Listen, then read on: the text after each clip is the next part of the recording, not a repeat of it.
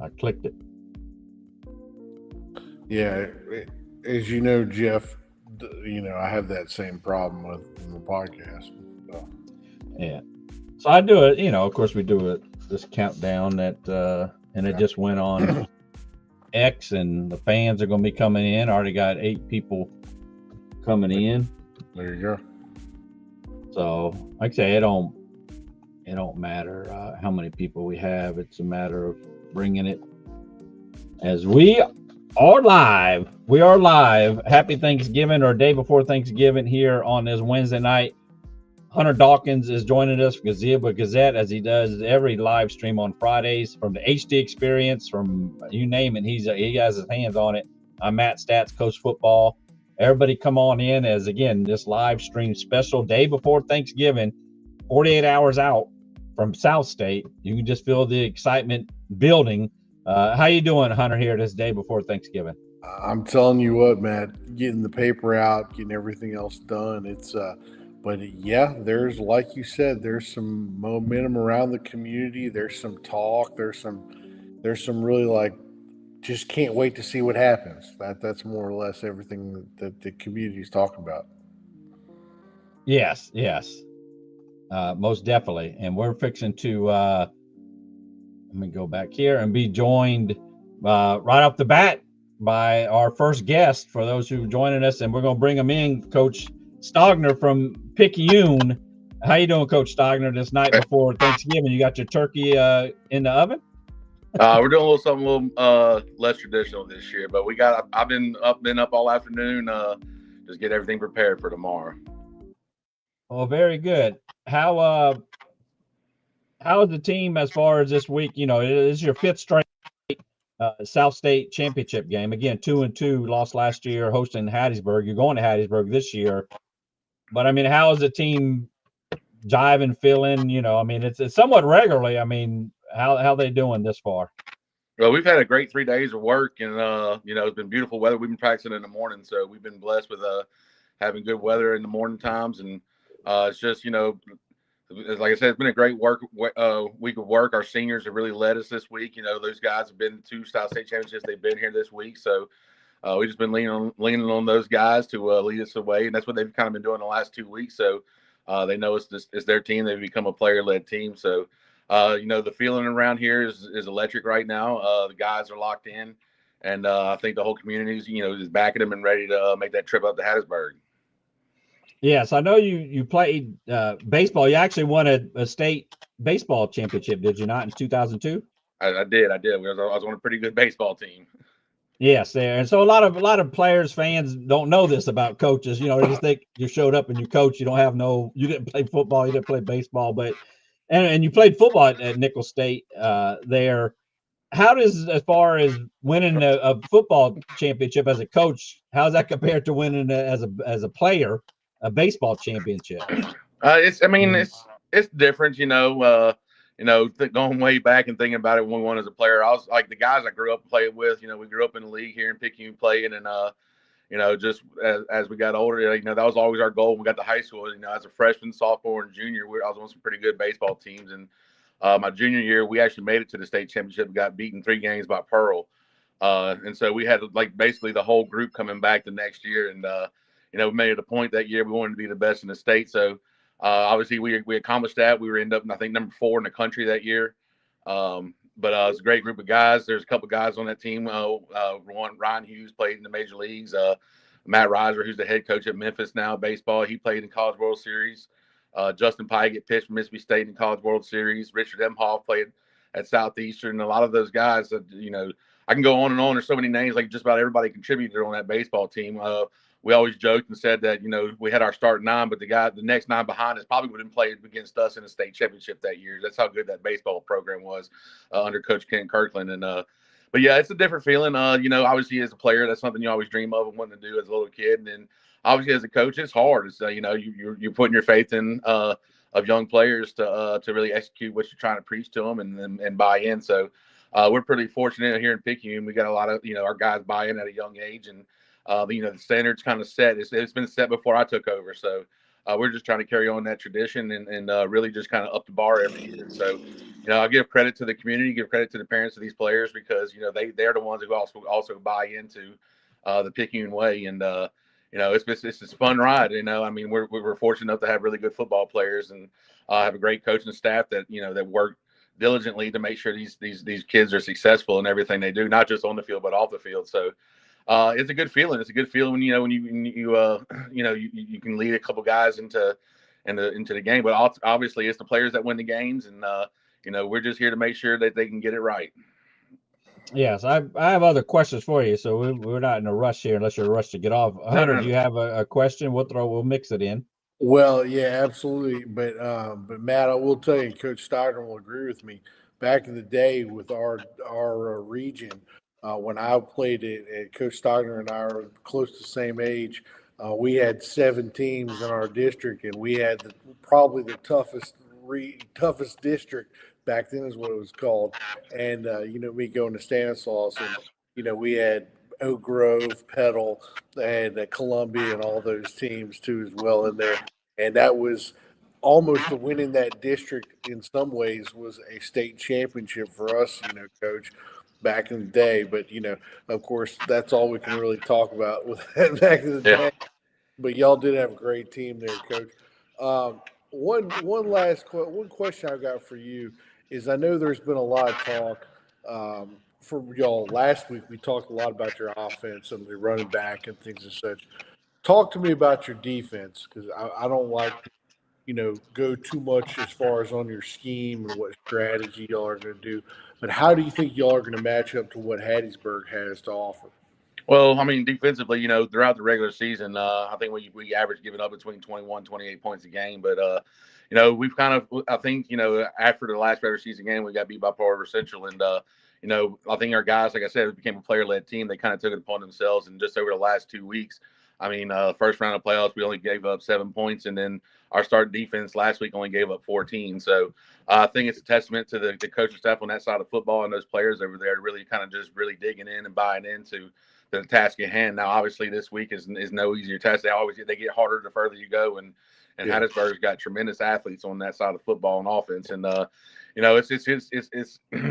it's one of them things. Sometimes we might have to bend and don't break. We just gotta we're gonna have to take the punches, but we're gonna also have to give them back when there's a chance to give them back. And it's just we always know we're gonna fight adversity throughout the middle of a 48-minute football game. So it all comes down to how we handle that. We got to limit big plays.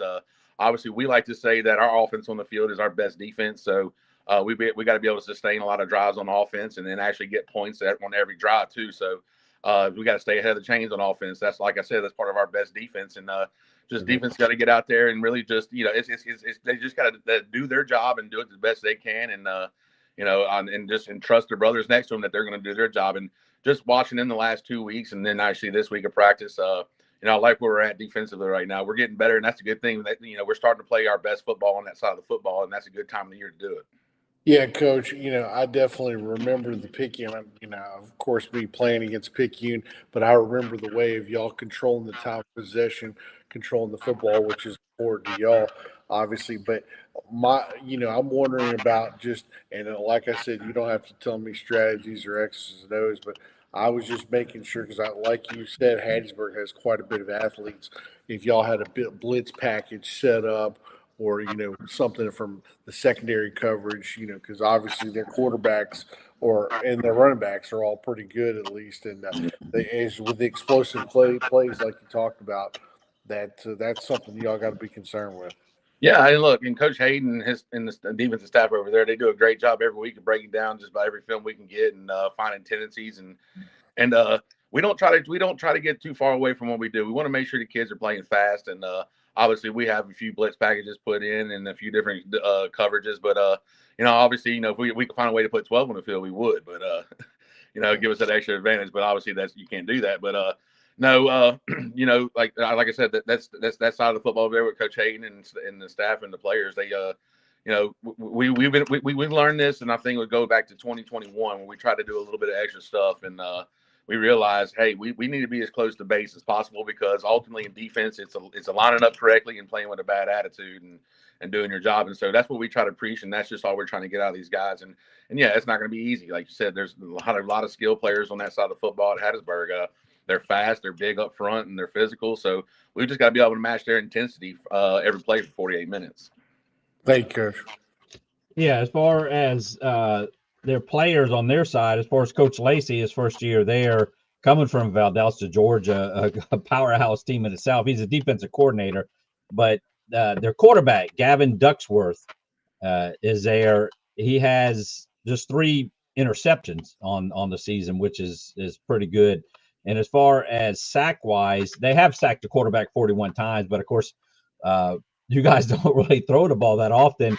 But they've allowed just 11 sacks. So I know, getting to the quarterback, on the defensive side, you got Amari Scott there was averaging seven tackles or so per game. Nolan Wilson, of course, the top defensive lineman with 10 sacks, and Hawthorne. I mean, Hawthorne, with 4 interceptions there. So I know you have that plan in there, and they just are not turning the ball over.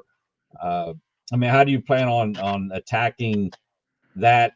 You mentioned, your offense is a good defense because, again, you're keeping their offense off the field. So, as far as the blitz package that you said that you have and the passing game of them, I mean, what's your goal as far as besides winning a game? As far as, again, just keeping your offense out there and keeping their defense, on the field for a while. I mean, it's. Right now, obviously, I don't know exactly what we are, but I know we're pretty good in the turnover ratio.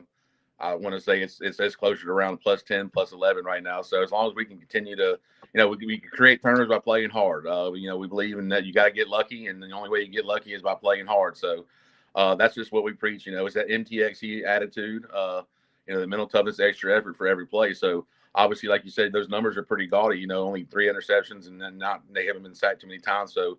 Like I said, a lot of luck's involved when you get this far. You got to have luck on your side, but the thing is, you got to play yourself into having good luck. It's not going to just be given to you. As long as you're playing hard and giving your best effort, you can get lucky and the ball can bounce your way. So, the ball bounces funny. So, we've got to just continue to try to outlast them with more willpower and just wanting a little bit more than they do. Yes, on where do I have it here? As far as you've had playoff success before, what is different about this group compared to the past teams, championship teams that you've had?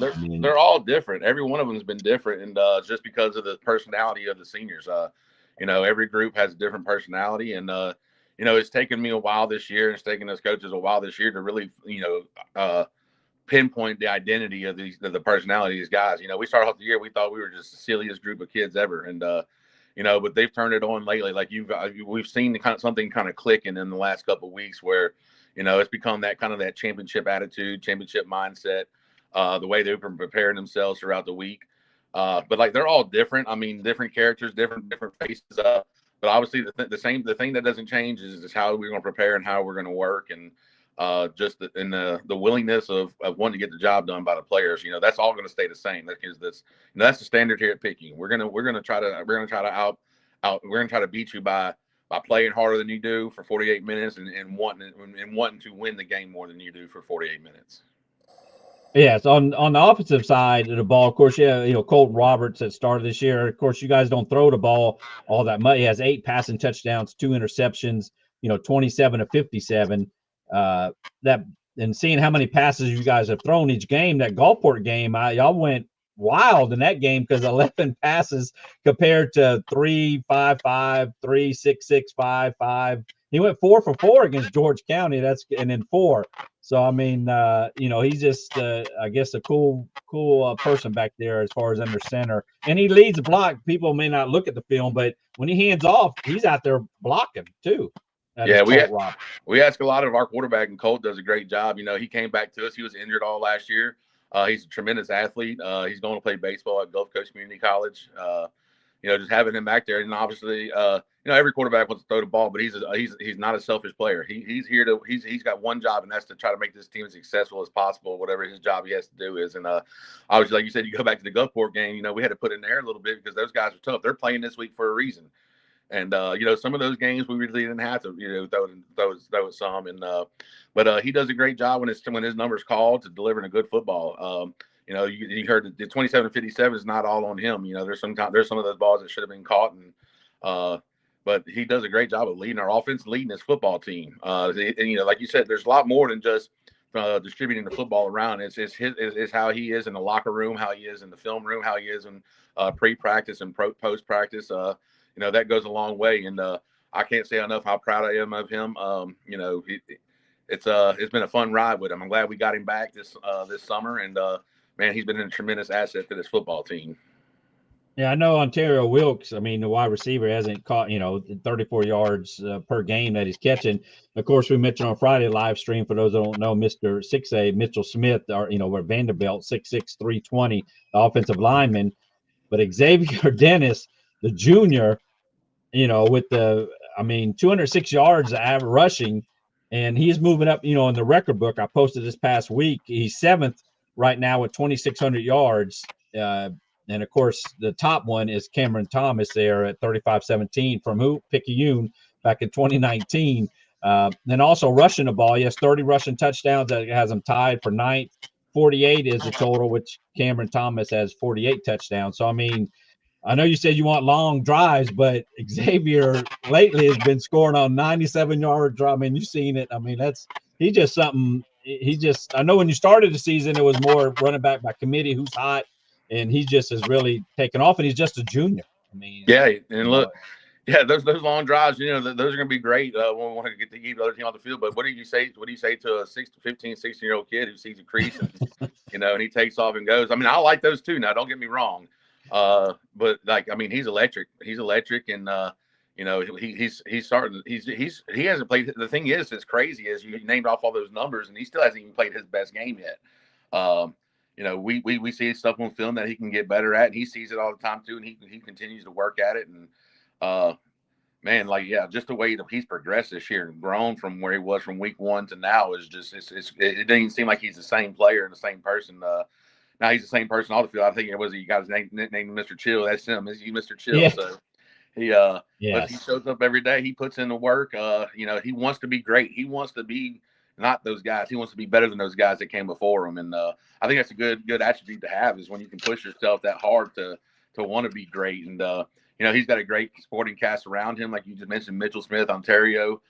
We got Macon Burnett back 2 weeks ago. He got injured the second week of the year. So our offense is clicking pretty good right now, and I like where we're heading into this game Friday night. Yeah, he just one touchdown behind Dante Dedal with as 31, and then Albert Richard, he's there with 32. That was back in 2006. So Picayune leads is all over the record books, with the touchdowns and rushing yards. To get back to whenever you started at Picayune and who you took the place of course, a legendary. We have him on our Coast Mount Rushmore, and that's Coach Dodd Lee. You always are told you don't want to be the guy to come right after the legend, but you certainly have not skipped a beat, winning back-to-back championships, and you're just leading the way there. So you're stepped in some big shoes, and I know he was there at state championship games, which is great to see. But it must be something to follow Coach Dodd Lee. I know you were under his. In fact, you were there when he won championships. You were on the coaching staff. Yeah, and I played for him and got to come back after playing college football and it's really been my first and only job here at Picayune, and got to grow and learn a lot more than just playing for him, but coaching under Coach Lee. And I've mentioned a lot of times he's really become he's kind of like a second father to me, and just the amount of wisdom that he passed down to not just me but to other coaches, and this is stuff I've learned and I'm still learning from him. I still get to talk to him. He came by the field house last week, and we were still talking football. He was giving me some ideas, and obviously I was writing them down because a guy like that who's won that many games, you still listen to him. And he's been a blessing in my life. He lives right here, basically across the golf course from me. So if anytime I want to see him, I can probably go knock on his door. I might have to wake him up from his nap or something like that. But, he's still a big fan of us, and I'm a big fan of his. And, I'm blessed to have been like where I am. Obviously, like you said, you don't want to take after a legend like that, but he left myself and left our coaching staff in good hands. The program was didn't need to be fixed. All we just did was come in and just add a few of our different ingredients to the recipe that was working already. Yes. And so let me see. I'm gonna show a couple this video here. See if you remember this video back in the day that it's I'm gonna say. It's an amazing accomplishment, coach. You left this field, and it was like, yeah, you were excited, but you got moved. Y'all wanted to get back. We wanted to get back, but it's so hard. It's so hard to do what these guys did, man. They're not normal. They're not normal. They're extraordinary, because it takes a lot of luck. We got nicked up, banged up every now and then this season. We got people back. We get people filling spots. And they just buy into the system, the MTXC belief, and they bought into just everything that these coaches. I can't say how much I love this coaching staff, man. They worked their tails off Sunday through Sunday. Wise barely see us throughout the season. I'd love to see us a lot more now. It's a great feeling too, but. These kids buy into what these coaches are telling them every day. There's never a doubt in their mind. Coach, when y'all start working for that 3P? Tomorrow. Actually, no, we're going to celebrate this a little bit. We're going to take our time and, we're going to enjoy this one for a little while, maybe till after Christmas. But once we get back from Christmas, Bullseye's going to be on our back even bigger this time. So, we got it's just going to take a lot of hard work, effort, and luck to get back. Hopefully we get back to this point, in a year from now. Congrats, Coach. Don't get no better than that. Thank you, man. So yes, that was the time. I get goose. Of course, I was there recording when he was recording you. So that beard was epic then, wasn't it? That was that playoff beard. It was great. And like I say, hopefully to get back there. Of course, I got one more video that was just past year, and it echoes even here today of what you want to. Let me see if I can bring it up here.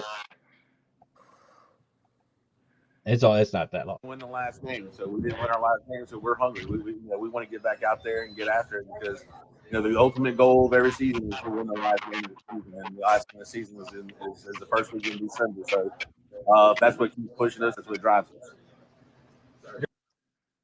So there you go. That's what was just like say months ago, and here we are, one game away from getting back to that state championship. And records wise, your fifth straight region title. You're one behind Stone that have won 6, and then of course state championships. You're right there with Moss Point, and no, that's putting the cart before the horse because you still got Hattiesburg coming up on Friday. So.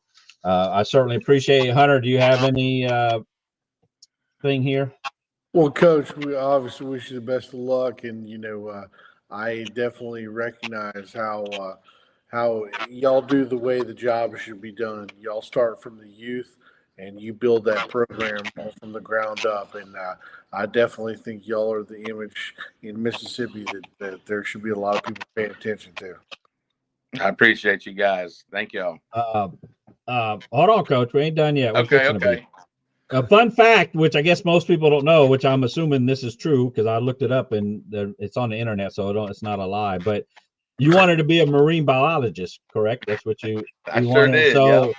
So that's where you have something to fall back on, which most people don't know. I didn't know. Like, say, look, I said marine biologist. That's pretty interesting. Well, he ain't got far to travel, that's for sure. Yeah, look, I was bound and determined that was what I was going to do, and I was getting in college. I was a biology major my first 2 years at junior college, and somebody came along. I don't even remember who it was. Told me that it's like, man, you're never going to get a job doing that. So what I do, I decided to get into coaching. which actually, but you know nowadays, what? But you know what? This is where God wanted me to be, and I believe that. I believe that wholeheartedly. Coaching's a calling, and I'm fortunate enough to be, and blessed to be where I am right now. And a lot of people have helped me along the way, and I'm so thankful for all those people. One thing that was brought up besides Coach Dodd Lee, it also had said about as far as mentors, it said Brian Edwards. What's his? I was like, what's his status? I guess I've never heard of him. I mean, So Coach Edwards is my offensive line coach in high school, and offensive line coach with Coach Lee for a long time. And then as I took over, he was our offensive line coach. And we're talking about somebody who's been like a second dad to me. He's high up on that echelon of guys that I look up to. That I owe a lot to him, more than he knows, and I'm just proud that I can say that I played for him and then coach with him and then get to call him friend. And he's been a huge mentor. He's been my biggest mentor of really in this profession. And so he's retired now. His grandson plays at Ocean Springs, and he's living a retired life, coming over and bragging about playing golf every day. And he's a Maroon Tide guy through and through. And he was at practice yesterday, just out there watching us get after a little bit. So I know he's our biggest fan, and I'm more thankful for that guy than I can express. Yes, I could sound it in your voice. Like say it's like I said with Coach, and you're like say you played there at Picayune, and now you're coaching it, and you're coaching it at just a great high level that you may be pushing. You're climbing up that Mount Rushmore. Of course, there's only four of them up there, and of course, Todd Lee is one of them, as expected. So, and we're going to leave you on this. We know you're a wrestling fan, and thank you for sharing that picture. I shared it with with Hacksaw Jim Dugan that you met personally. So what would be your finishing move to win the state championship? I mean, pull out a piece of lumber and hit somebody. I mean, well, look, definitely I'll definitely come in with the lumber and American flag, but I think I'd have to go with the diamond cutter. There you go. So that's yes, I certainly appreciate it. So appreciate you joining us here on this Wednesday night before Thanksgiving, and good luck to you on Friday. I'll be watching the live stream. We'll have Ricky Whitaker on, who does and Clay, but Ricky's coming on here in a little bit from the Picayune broadcast, and we'll be watching and cheering from you up at Hattiesburg. So go get the revenge. I'll say it. Go get that revenge from Hattiesburg and be headed to South State Championship the following week. So absolutely, thank you guys. Happy on. Thanksgiving to y'all. Thanks, man. Yes, appreciate it, Coach.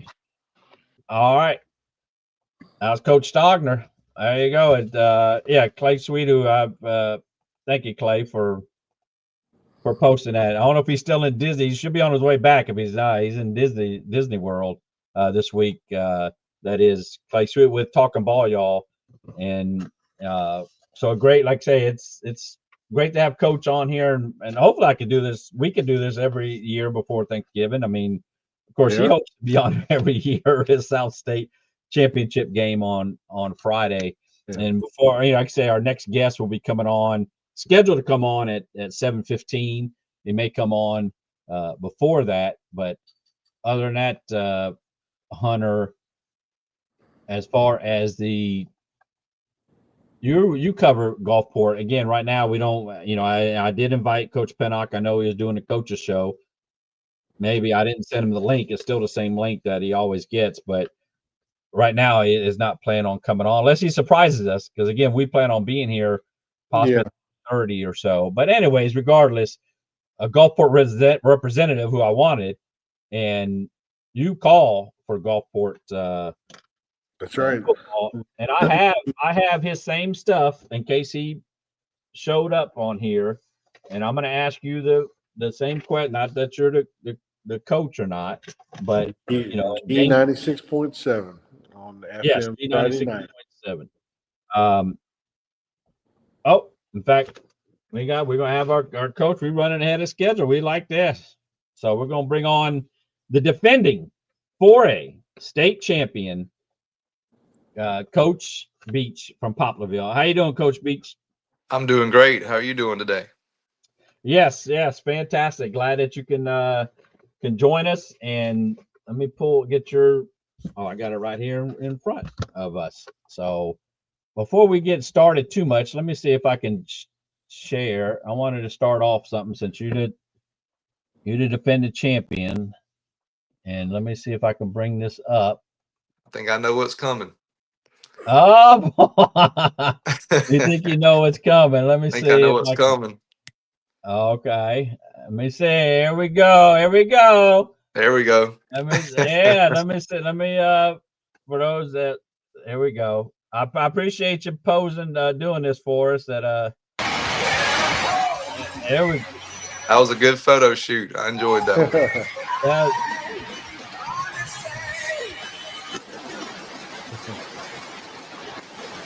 that, nice. Okay. But yes, I mean it's the defending champion. That's just a great feeling. I know. I mean, does it? I know you were there 4 times before. Does it? It kind of, I say, wipes it away. I mean, yes, you'd like to have one more, but to win the state championship, it just kind of, I feel, I say, kind of blurs the other championship. To get to the state championship is hard. So you won all those South State championship games. So, I mean, how you feel with that state championship last year? Yeah, it definitely eases the pain of losing those first four. I hate it for the kids and the seniors that were on those teams that didn't get a chance to win it. It was kind of give them the credit for us winning this one. The foundation that they laid for us, and but um, for sure that winning it last year really, was those 4 trips were painful coming away losing a few of them were at the last minute of the game. So, um, yeah, it's a great feeling to finally win one.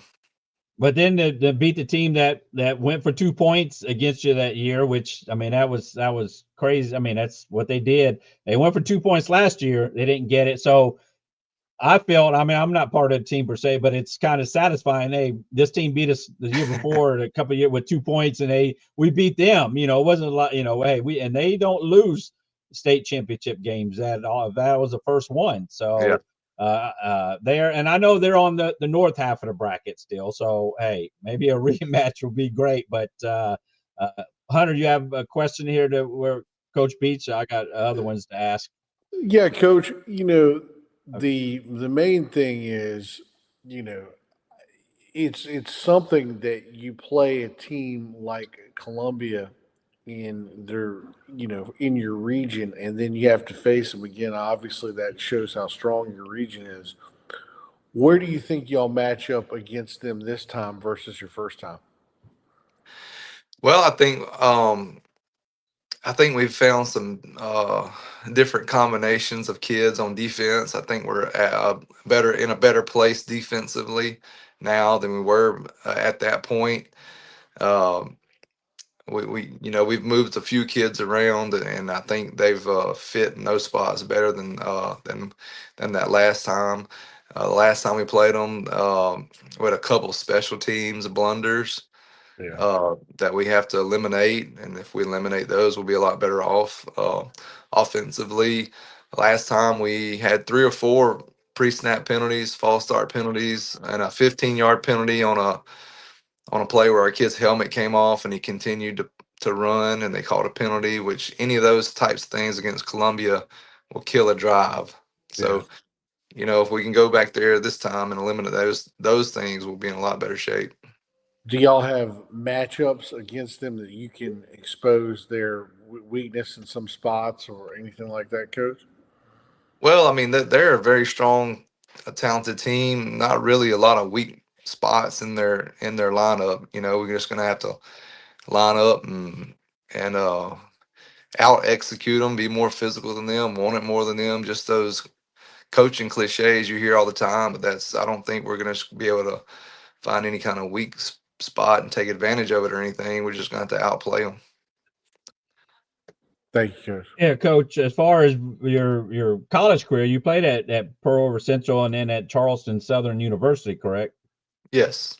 So I mean, strong safety, outside linebacker. So that's what you are doing as far as you're more on the defensive side with the Hornets, or you do have some offensive say in the play calling. Well, I've been coaching offense since I started off as offensive coordinator here at Poplarville in 2011. Was the offensive coordinator for 3 years, and then became the head coach, and continued to continue to be on the offensive side of the ball.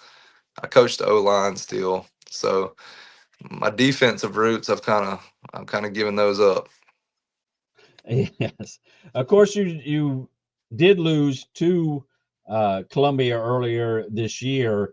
assuming, of course, you watch the tape on it and you see, what the as I was trying to bring up the thing here. So assuming, and it was at Columbia, so you know it's familiar territory and the surrounding around the stadium there. It was back just on October 30th. It was 49-28. I guess you could see where things, not to say went wrong or messed up, but I mean to adjust to get a better outcome this time around. Yeah, coincidentally, last year, our last regular season game, we lost 49-28, same exact score, and we were able to make a run and win the state championship. So um, this year we lost 49-28 in the last game of the year, and now we're on a roll in the playoffs, so maybe we can repeat that. Yes, and if I didn't know if you knew, this is the first time. You haven't been at home in a while. I think this is our ninth away game this year. Yes, but it's also your fifth road game. You have not. I went back through Poplarville's history, and some of the seasons in the 30s and stuff, they don't have it all completed. But Poplarville, they played a four in a row on the road, but this is the first time 5 games in a row that you guys have played on the road, and you're looking for 6 and 7 to the season. But so you're obviously road tested there, and I mean, I mean, of course you rather play at home, but you're comfortable. I'm assuming the team is. Hey, this is another business trip. This is a road trip. Even though it's the 5th one in a row, does it feel like it's been that 5 in a row, or hey, it's just 1 week and we'll move on? Well, we're just rallying around that as kind of the underdog role, having to go on the road every round, being calling ourselves the Road Warriors, just playing a little with a chip on our shoulder and it was our fault. We put ourselves in this situation by finishing 3rd in the district, but but we're still alive. We still got a heartbeat and we're still here. So, and we'll see what happens. Yes. What is the biggest evolution in Poplarville football since you took over? Like say you were as head coach at 2014. Yeah, I believe we had some early success, and I believe just throughout the years that the winning breeds winning, and winning breeds expectation, and then more kids want to play football, and then we had a great administration and a great coaching staff, and football has become real important. It may have been important before I got there. I'm not sure, but it's really important now to the community. Hunter, you have another question? I mean, I got more, but do you have? Yeah. It's just Coach, the offensively, Keys has been y'all's stud, and somebody that's been the highlight of your team and for your team. Is there any guys that are under the radar that you guys think they're going to take advantage of the opportunities if they're provided? Our quarterback, Track Smith, who's a sophomore, he's a strong weapon for us. He has about an average of about 10 to 15 carries a game, 5 or 6 passes a game. So he's 30% of the offense right there. We have Remy Nakan as a wing back for us. I think he averages between 70, 80 yards a game, something like that. So Ty is a major, we emphasize him a lot, but we have other pieces as well that if you try to overplay him or just try to put too many eyes on Ty, we can do things to balance that out. And our 2 tight ends, Aaron Graham and Chadwick Brown, have done a good job developing their routes and route runners and catching the ball real well. So now they're threats as well through the air. Thank you, Coach. Yeah, as far as you mentioned, Ty Keys, 247 yards per game that he's rushing. And again, he's climbing up, the coach record book that I started years ago and try to keep up to date there as far as actually he's 148 yards behind. He's third right now with 29.69. He's 148 yards behind Tony Brown from East Central, touchdown Tony Brown, that is, from 2016. And then actually Picayune, Cam Thomas there, 35-17. So he's 248 yards from breaking the Coast rushing record for the season. And he could do it probably on a couple runs there, because, I mean, he's just been, unstoppable there. And I know, and if you would mention some of the offensive linemen that are there, because he can't do it without the offensive linemen. We have a really good offensive line this year, and we have all of them. I mean, next year we'll have 10 returning starters on offense. So we just have one senior starting for us right now, and he's a good one. He's going to be hard to replace, and that's Aiden Graham is our left tackle. But we have Job Lambert is our strong tackle. Braylon Allen's our strong guard. Jackson Moss is our center. Alonzo Sanchez, our weak side guard. And like I said, Aiden Graham's our weak side tackle. Yes, and also with the rushing touchdowns, we mentioned, we had 7 last week when I was listening to Jason Baker, who we'll have on the show here in a little bit from the broadcast. He's third at 43. He's behind East Central. Well, touchdown Tony Brown is second and third. He had 45 and 41 back in 2016, 2017. So that's why hence touchdown Tony Brown. He scored a lot of touchdowns. But again, Picayune, Cameron Thomas with 48. So he's right there at 43. Yeah. 5 more. He can get it in this game again, like you said, on this time around for Columbia. So, I mean, just his full year, he was hurt last year, and he showed up for the state championship games before that. But, I mean, it just was a great season for him last year, and he's even having a better year this year. Who, as far as on your coach's staff, that you want to, as far as to recognize, as far as the defensive line, offensive, line, or, I mean, what other names you want to? Yeah, our offensive staff, our offensive coordinators, Justin Moss. He's done a great job for us. Been with us 2 years now. Our offensive backs is Justin Soames. Our fullbacks is Chandler Ray. That have done a great job this year on offense. I believe we're averaging over 40 points a game this year. So they've done a great job. The techniques, fundamentals, game plans. Our defensive staff has also done a great job. Chris DeWeese is the defensive coordinator. We got Adam Johnson coaches our D-line. Brad Wells coaches our linebackers. And A.J. Davis coaches the defensive backs. Nice. And, yes, you are averaging 40 points a game. Columbia is there at 41 points. Total yards per game, you guys are at 365, and they're at 403. So I guess I'm expecting a high scoring game maybe on that Friday night. But, again, last year after you won the state championship, Coach of the Year, congratulations on that, on the state championship. I know we talked earlier this year about that onside kick, and I have the video. I don't have it keyed up to go, but whenever coach, just in general, if you kick when you plan on kicking an onside kick, it's not a rule of thumb, or do you go to the referee? Just as I'm a fan, so yes, I want to know. Do you go up to the referees and say, "Hey, we're gonna do this," so they can be on the lookout for it? I mean, do coaches normally do that, or you don't? Yeah, sometimes. At times we will, if we think that they really need to be paying attention. I think on that one, I don't believe we alerted the referee or anything. We just went with it. But there's occasions where we'll have a play or something drawn up that we're like, hey, we're about to run this right here that we talked about. Please watch for this or that or the other. So, yeah. But I don't think on that one we mentioned it to the refs. Yeah, yes.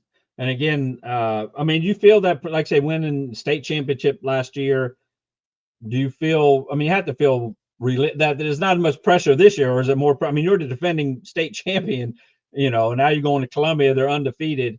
I mean, you have to, I would think, maybe feel not as much pressure. I mean, even though there's pressure, hey, we won the state championship last year, but to do it again, that's something. Hey, how do you keep your team hungry for that? Because you had a majority of your players on the team last year. So, I mean, how do you keep them hungry? Well, just the experience and how fun it was, how magical of a night it was, and how great the feeling. And and the celebration and coming home and the bus. People were 200, 300 people deep on the highway when we're coming back into town, and those are things you want to repeat.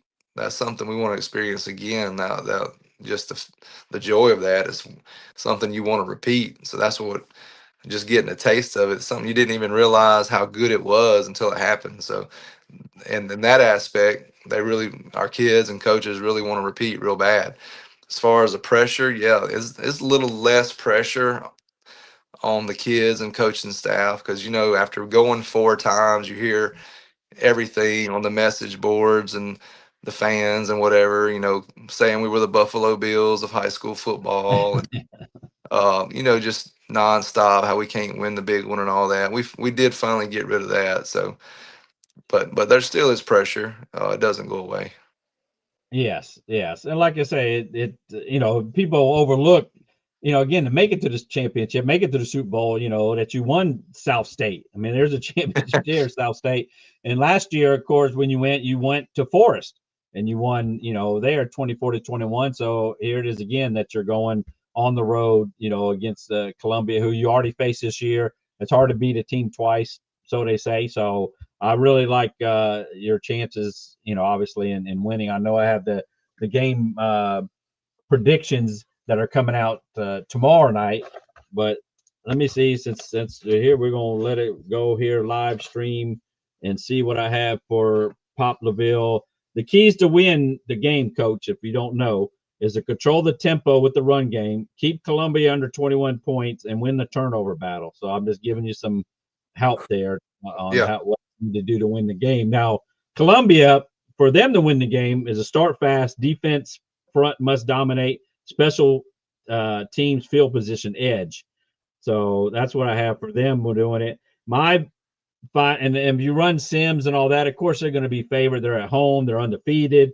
I know you're the defending champs, but but I still find a way that you guys will keep them under 30, and it will be a close game. So expect that. But I do have you 24-21 winning Friday night and going up to Mississippi State next Friday and playing at your normal 4 p.m. time. So I do have you winning there, and I believe you guys can, and I believe, that's why you're going to play. You believe you can, and you should. Your defending champs, go up there and show Columbia that, the coast and Poplarville, has something to say about it. So I appreciate you joining us. We're going to play it one more time now. We're going to see. We're going to play it here before we go, because let me see here.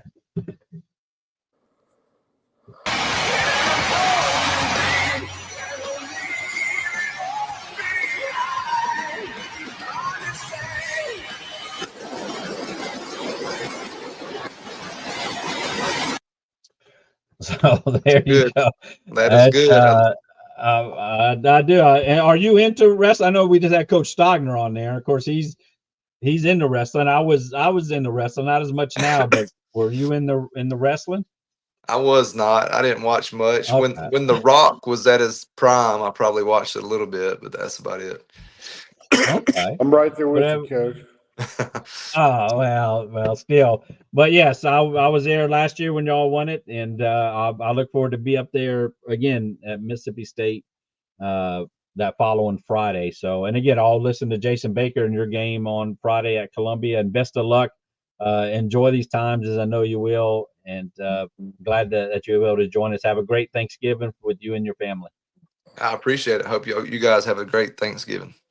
Thank you. Yes. All right, Coach. Thank you.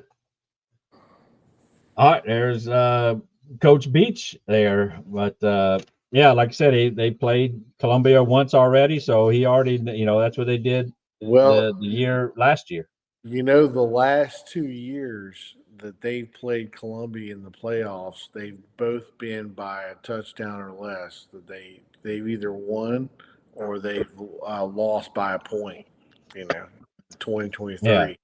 And so yes, last year they had a whole bunch of games that were close. They were able to win it, and even this year, they were I say people were like, of course they lost to West Harrison, who's 7. They're a good team. They didn't make the playoffs, but they were able to take out Stone at Hancock. That 60-54 game. Yep. At Pearl River Central. And then they did lose to Picayune. They lost to Macomb. So people were trying to say, what they lost 2 in a row, but then they went on to win South Pike, Lawrence County, and then that Columbia. That was for the and that Macomb game was very controversial from what I heard. Macomb only ended up winning by like 2 points or something like that. It was a very controversial ending, but they got. So we're gonna bring on our next guest here, the voice of the Poplarville Hornets, which of course Coach Beach has got off, but Jason Baker. With Talking Ball, y'all, and how you doing tonight, Jason? Certainly appreciate you joining us the night before Thanksgiving. Oh, absolutely, Matt. Happy to be here, and it's always special when you get to talk a little football on this kind of week. Yes, it most definitely is. How long of course you're with on the app, which I always say, it's free, Talking Ball app. But how long have you been calling? I know Clay was calling, I guess, Poplarville, then he went to Picayune. So what's your background? It didn't bring up stuff like I have on these coaches. I'm trying to bring up stuff on your background. So I was the sideline reporter for whatever the length of time that Clay did it for the Hornets, and then I just stepped into that role. I guess I think it's been 5 seasons now. I guess I've done the play-by-play for Poplarville. That seems right. About 5 seasons, I would guess. Yeah, and who's with you? Rossi Creel is my color analyst. He's actually, believe it or not, he's the former mayor of Poplarville. And then I've got a young guy named Zach Barrett that's with me as well, good friend of mine. I made sure if I was going to have to double up and call high school games and college games in the same week, my high school broadcasts were going to be real relaxed, and was going to do it with some guys that I liked. And so that's kind of how I approach those Friday nights. I put in the prep work and get myself ready for those broadcasts, but maybe not quite as much as this one, right? I'm preparing for Troy. Well, it's upside down, but I've got Troy and Southern Miss that I'm on the call with Saturday. So I'll pour a lot more effort into the Trojans and the Eags, but I'll see you up there in the box. I'll be up there right, on Saturday too. So. But I do my prep work on Friday nights. I've actually got that chart getting built right here as well. So I've already gotten started on my Hornets and the Columbia Wildcats, and ought to be just a fantastic football game, I hope. Yeah, well, as a fellow broadcaster, in fact, Hunter broadcasts Gulfport games, but I know the stat-wise, I don't know if you have the same thing. I always don't get to all of my stats, just like these papers here of the coaches. I got these questions and stats, and I don't never get to all of them, for it. But I have them just in case, especially during a game of Gulf Coast, if something happens where the radio guy doesn't hear us to put it to commercial break, so – sure. Yes, the stats is where it's at. But Columbia, you were there obviously when the Poplarville went there and they lost the first round. What was the difference in that game? And it wasn't close. What did I say it was? It was 49-28, unless the score wasn't close, unless it was closer to what the score represented. No, I would actually think it was probably worse than what the score probably represented. This Hornet team has been unique this season. There's been times where I would tell you, like, we just haven't played, and I hate this term, but it's true, our brand of football. This team has been a little funky, non-disciplined team. We've had quite a few penalties.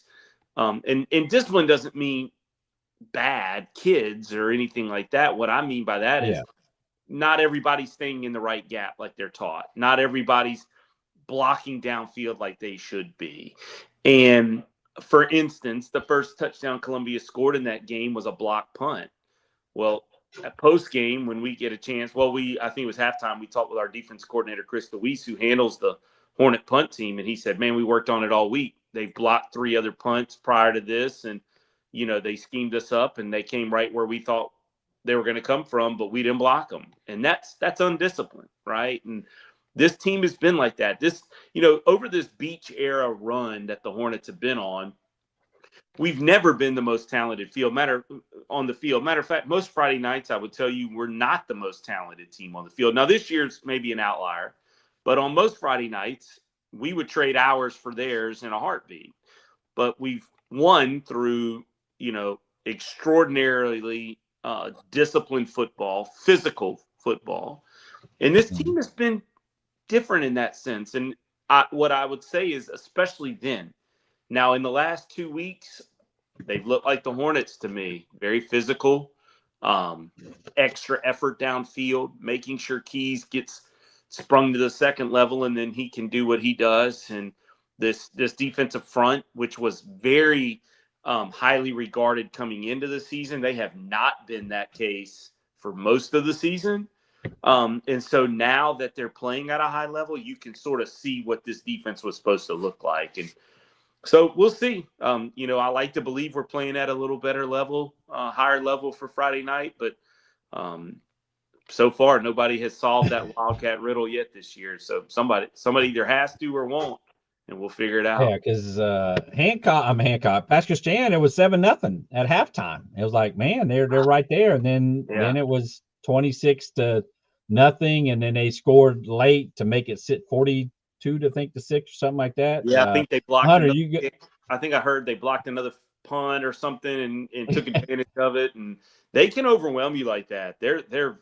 They are, and it's kind of funny. Chip Bilderback and I have a unique relationship. I'm actually supposed to be in Cancun right now with the Lady Eagles, and his wife, Missy Bilderback, is the voice of the Lady Eagles. And so we have a weird relationship in this game, Chip and I, and we talk quite a bit. And post game last time, I said, man, I was just so shocked at how physical y'all were. Well, he didn't take offense to it, but he kind of quit back really quickly. Like, well, you didn't think we were physical? And I was like, well, most Friday nights, I don't answer the questions of were the Hornets the most physical team. That's typically been a very much a characteristic for Jay Beach, but they just overwhelmed us, man. I mean, they were just the more physical team. They were more dominant in special teams. Very aggressive behind the line of scrimmage in terms of making plays. And so, Matt, I just kind of felt like it was an overwhelming performance by them. And, that was at a moment where I felt like the Hornets still had not put it together. And, oddly enough, I mean, the next week, that was the last week of the regular season. So the next week was do or die. And all of a sudden now you get in these playoffs and the Hornets kind of find themselves. It feels like we're going to be road warriors. This will be the 9th road game of the season for us. If we were to be fortunate enough to win this Friday night and win the state championship, you'd play 10 road games. Yes. That's what I was telling Coach Beach as far as the 5, this is your 5th road game. When I researched it, there's never been a Poplarville team that's played 5 straight road games. There's been 4 straight back. Yeah, we've had a couple of playoff runs. We never left Poplarville, just like Columbia is doing now. Yeah, next year they would be at home since it's the lower or higher region. But yes, last 4-game road trip was 2003, and they lost all 4. That is the Hornets, and under Coach Pat Morris, which is before my time. I mean, I don't know Coach Pat Morris, but that was the last time. That's what I found was 4 straight in a row. And this is your 5th straight in a row. And I guess it feels like, again, as a fellow broadcaster, I know, it's nice to go to playoff games, but the road trips kind of, I say take a toll, but you're not at home there. For sure, man. And, it's kind of all of these, how this is. All of these high school stadiums are unique, right? I mean, last week, Macomb, which they were unbelievable hosts both times we went over there this year.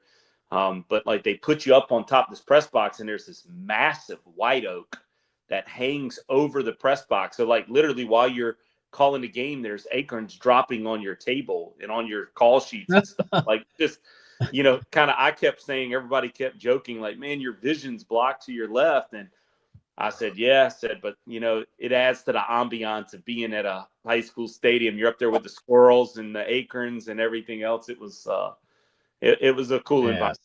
So. Yes. I've traveled, when I started high school with Katrina. Of course, we remember at Milner Stadium, we had to run an extension cord over the top and we were in the stands during the day. And yes, there's some great high school venues that are a little bit different, like say on top of the press box, which I don't mind there. As far as the keys to win, I told Coach Beach here a little while ago where it says I don't know what where control the tempo with the run game. I mean, what are the keys to win for Poplarville? To win this game, I am keep under 28 points and win the turnover battle. I mean, do you add to that? They're not gonna. Yeah, they're kind of unique, man. They're not gonna turn it over. So they're a power spread offense. So they're gonna run it as many times as we are.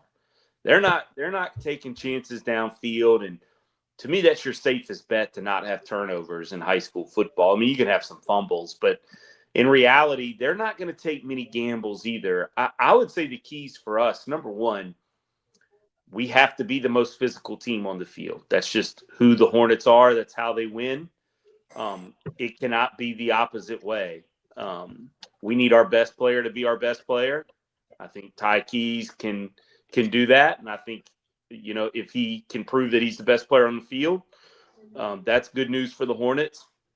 And then our two defensive linemen in Sam Lejeune and Job Lambert. Now, Job didn't play in the first matchup. He'll play tomorrow or Friday when we play. We need those two guys to be dominant forces. Both they rotate, so one will be on offense, one will be on defense, and then they'll flip flop and so forth. And later in the games, you'll get them both on the field at the same times. We need those two guys to be forces. We really do. We need them to be factors in this game. Because frankly, I mean, the way Columbia ran it against us last time, it was almost unexpected, if I'm honest, Matt. And that's not a knock on Columbia. That's just who I thought we would be as a defensive front. And we haven't been that early in the year. And so now it's got to flip. It has to be the case on Friday night. And so we need those two guys to show up, and we need them to be wrecking ball forces. I judge performances in high school not based on the number of tackles these guys, but how many plays behind the line of scrimmage. How many plays did you get them off of their route? How many plays did you get them to shift out of the right gap and go to the wrong gap and wrong hole and so forth? And so for us, I would tell you, I don't know the stats. I'd have to go look, but I bet we didn't have 4 tackle for losses against that Columbia Wildcat team when we played them a couple Friday nights ago. So that's got, we need 5, 6, 7 of those in a game to impact them. Yeah, yes, most definitely. Hunter, you have. Yeah, Jason, you spoke a little bit about your relationship with Coach Bilderbeck whenever he came back to Columbia. And, I had followed that a little bit because, I was obviously big fans of his wife who was being a coach for ULM. And I knew they were from the area. But I heard some things about that team really turned themselves around really when he came back. Yeah. How much different do they look from this year and the last couple of years when y'all played them in the playoffs? Yeah, a lot, Hunter, a lot. He gets them to believe. Chip can get them to believe they're going to win. And y'all know this, they're 15, 16, 17, 18-year-old kids, right? So when you get a team to believe, I'll say this. I have 2 sons in the high school program here at the Hornets. The Hornets just believe they're going to win. And so when you get a program and an entire community that believes that, they're not scared of anyone. Well, that's kind of what Chip Bilderback's impact is at Columbia. Number one, he took them to a state title and won, then took them to another one and lost. And so to me, when you've done that, you've instilled the confidence that you can do it again. And those kids, when he came back with their coach, this is no knock on Lance Pogue, who was the prior coach there. But you see, they were figuring out, even though we all know Lance Pogue's a phenomenal football coach, but they were figuring out his characteristics and how he was going to coach and his style of play and so forth. Well, when Chip Bilderback walked back in as the head coach, they had no question how they were going to look. They had no question how they were going to play. And, somebody asked me, are you shocked? They actually asked me this yesterday. Are you shocked that it's Poplarville and Columbia? I said, no, I probably would have been more shocked that had it not been Poplarville and Columbia. Yeah. And of course, Macomb kind of, I don't want to say came out of nowhere because we played Macomb in the 3rd round a year ago, but Macomb was sort of the shocker to that district, if you will, that they made that much progress in one season under Alden. And then we saw past Christiana in the spring. So I kind of knew, like, okay, those two teams going to be teams that are going to challenge down here in the South in 4A. But deep down in my gut, man, I just knew Chip Bilderback was going to have his team right where they are. I don't know that I thought they'd be undefeated, but here they are, man. They're 13-0 and playing with a ton of confidence, man. They fly around the football field, almost kind of like, and I mean this complimentary, like they almost have a disregard for their rules and assignments, and it's almost like they just see ball, hit ball, like. And I'm really speaking more on the defensive side of the ball. Like they are a just a straight nuisance, is how fast they get there and how they arrive, and they're excellent tacklers. I mean, there probably wasn't 4 missed tackles in the whole game, and I mean you're facing, one of the best running backs in the state of Mississippi in Keys, and so they were a problem, man. And that's I fully give a lot of credit. I mean, there's not many other factors you could give other than Chip Bilderback walking back in that room and being their coach once more. Thank you. Yeah. All right. So, Jason, as far as the records that Keys is going for, as far as the coach record book, I posted the other day. I know I told Coach Beach earlier, but, Cam Thomas from Picayune 2019, 48 rushing touchdowns. Ty Keys is at 43, correct? Because that's what we have him at. That's right. That's what I have. Yeah, 43. I'm sure somebody would have corrected me when I posted it the other day. And then also running the ball, he's third right now. I am at 29.69. I believe that's why I looked on Max Preps. Yep. Of course, Max Preps is only as good as what people upload the stats in. Yeah, and it's accurate. But he's the coaches are doing that. Okay. And then so he's 148 behind touchdown Tony Brown, East Central, and then 248 behind Cam Thomas from Picayune at 35-17. As far as, oh no, that's more than 2. Why did I say that for? Yeah, it's probably more like he's more like 560 something away. I think is what he is, right? Yeah, if I could do my adding right, 31. So yes, 548 yards. My bad. 548 yards from breaking the record on the coast. Of course, he's been phenomenal these past couple games. 7 touchdowns this last time. I mean, he's climbing up the record books, and he's just a junior. That's right. A full year of him, this year, where last year he was kind of hurt for most of the year. But I mean, you see him or talk to him, and I just saw him at the state championship game. I mean, he's as good of a player. He's a good person off the field. I only would imagine just from. Yeah, he's an awesome kid. A lot of life. He has $1 million smile. I tell him that all the time. Like he's very engaging personality. Wants to talk to you. He enjoys the limelight, and he it's all he's earned it.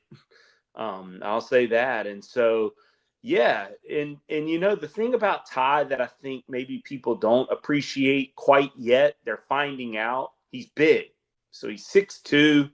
Probably 218 right now. I tend to think he plays a little bigger than that too, to be honest. Like he just doesn't fall backwards much. And then of course he's a galloper. So like he doesn't look fast, but they haven't run him down yet. And so he's a strider. So it from the stands, sometimes people will tell me, like, man, he just doesn't look that fast. And I got a chance one time to interview Jerry Rice, and he told the story of when he ran the 40 time at the NFL Combine. It was 4.7, and they made the comment, Bill Walsh did, and he said, yeah, but nobody was chasing him. Like, that's kind of how I feel. Yeah. I think Ty's probably a 4 or 5 kid, on a laser. But I think you put somebody chasing him down in a different color uniform, and he'll run what he needs to run to separate. And I mean, it's just, I mean, he's had, probably 2 or 3 runs, touchdown runs this season, over 78 plus yards. I mean, it's just been remarkable. And to think that he is only a junior is really exciting, really good news. And, I know he's aware of those records. I know he'd love to have the Cam Thomas record. That would be really cool, especially with it being a Pearl River County guy. We played that team in 2019. They were phenomenal. And then we also played Tony Brown. That was Hornet Bowl 1.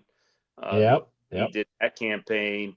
So it's kind of cool that our paths have all crossed, those two kids. And here we have one of our own and chasing those records down. And I don't know. We'll see. Friday night's going to be awfully tough. So we'll see. I mean, I think he only had 89 yards against them in that regular season finale. So we'll see how many yards he can total up Friday night.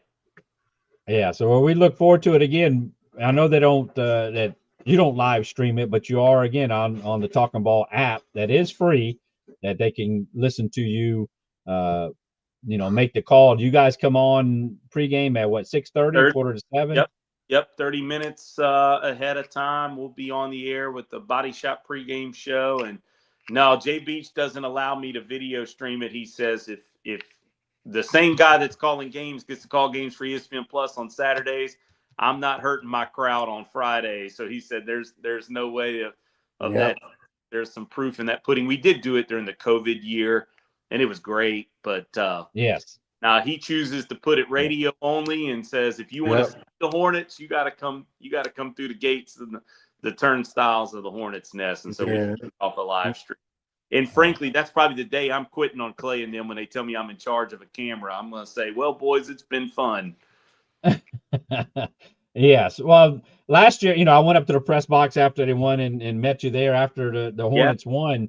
I mean, would you say was that your greatest, I say greatest moment, however word I'm looking for? I mean, that call a state championship game, from that your team, that you call. I know I called one St. Stanislaus. We did game in a week, so it wasn't like we followed them every week. But I don't know how many other games that you called state championship wise. Again, I think Clay was there maybe for the other state championship games. High school, definitely. That was the best high school football moment. But I've called a national championship, and then I've called some amazing baseball championships, and then I've called some amazing bowl wins for Southern Miss. So I would say definitely high school wise, it was one of the greatest memories of my life. I do have one other game that just jumps out. I called it East Marion St. John's shootout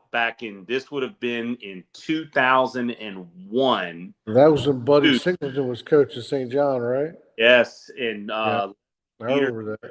At East Marion, Jimmy Oliver threw for like 780 yards. Of course, at that time, I didn't know he would get signed by Tim Hatton, and I would wind up covering his career at Pearl River Community College and winning a national championship there with him. And it was one of the most fun Friday nights I've ever called in my entire life. I mean, man, it was absolutely zero defense. They couldn't stop. I was calling it for East Marion, for Marion County game week, and they couldn't stop Jimmy, and we couldn't stop them, and it was just back and forth. And man, finally, I think at the end of it, I keep a little running, recap stats, scoring plays, different things like that. Man, my sheet was so bad, and of course, I was young then, in college then, and I just finally just threw caution to the wind and just said, man, I'm just going to call this game. Like, the heck with trying to recap what's happened. I think if I remember right, it was 82-71 or 81. It was something. It was unbelievable. I mean, just a phenomenal high school game. So I'd put winning the championship with the Hornets a year ago. That was really special. My son was on the team, so that was cool.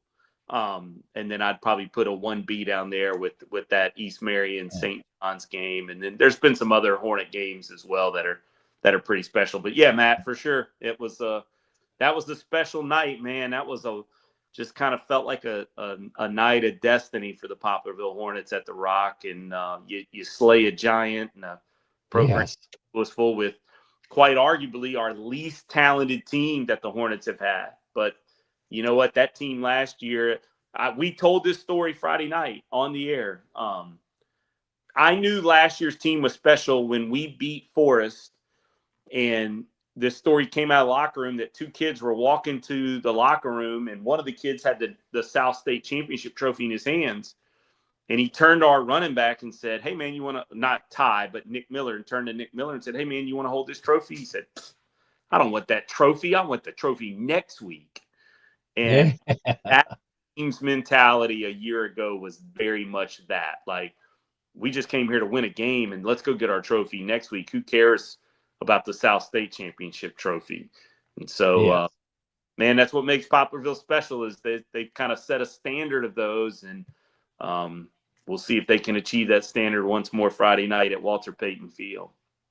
Yes. Well, I certainly appreciate you joining us, and good luck to you Friday. Like I say, I'll be tuning in as I was last week with one ear listening, and after Keys was scoring again, I had to keep writing it down. And but yes, you do a great job in calling, and certainly appreciate you joining us tonight. And have a great Thanksgiving with you and your family, and good luck on Friday.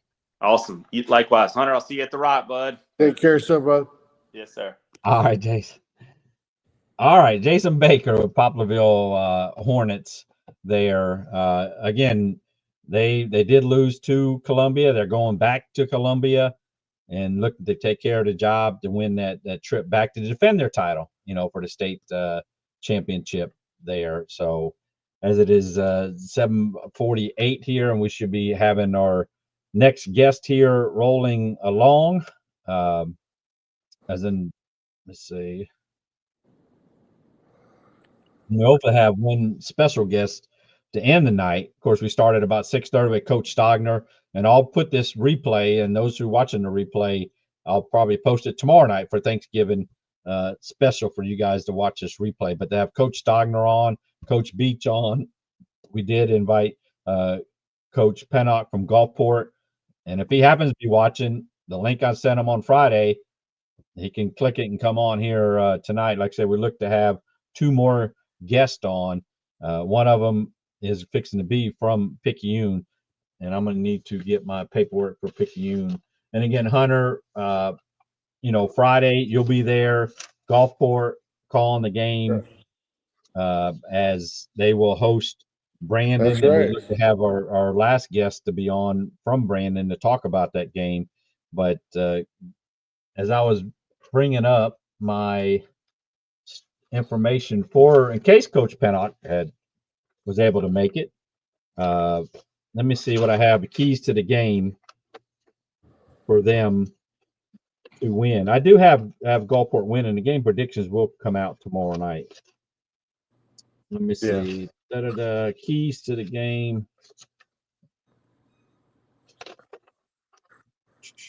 Well, let me know if you want my thoughts on that. Yeah, go ahead, Hunter, as I'm looking through my notes. Well, and Matt, I'll be honest with you. I think they really need to do what they've been doing all season, and what they've been doing really for the last 9 games, where they have come out and they have dominated from the line of scrimmage, both sides of the ball.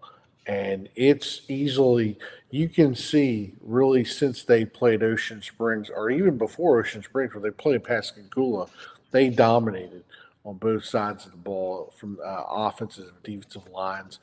And that set the tone, at least from where they were going.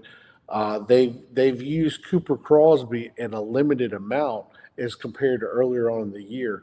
Earlier on in the year, they were running him quite a bit, or trying to include him in the offensive set, whereas now they've been using him as decoy. They've been opening up a lot of other patterns, at least offensively. And I'm here to tell you, like I've told you before, Matt, their front 7, in my mind, is one of the top 3 front 7 in the state of Mississippi, because they shut down people running, and they shut down any bit of attempted pass techniques, as their secondary has played a lot better, where they have proven that they are not going to be allowed to just give up explosive plays, because that was the big hindrance with Ocean Springs and with D'Iberville. Even though they won those games, they gave up some explosive plays but they have limited those. And you can see in the last 3 games where they've scored 45 points each.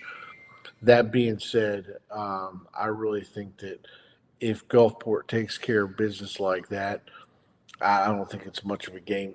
And Brandon struggled offensively.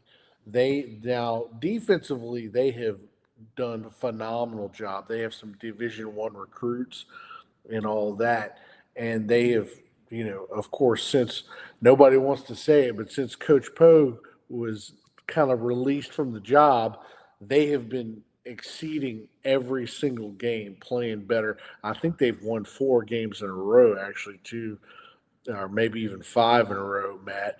And I think that the Brandon, has really taken that as a chance to put themselves on the map. However, I think offensively their struggle is really what's going to give Gulfport the favorable nod, and I think it's going to end up.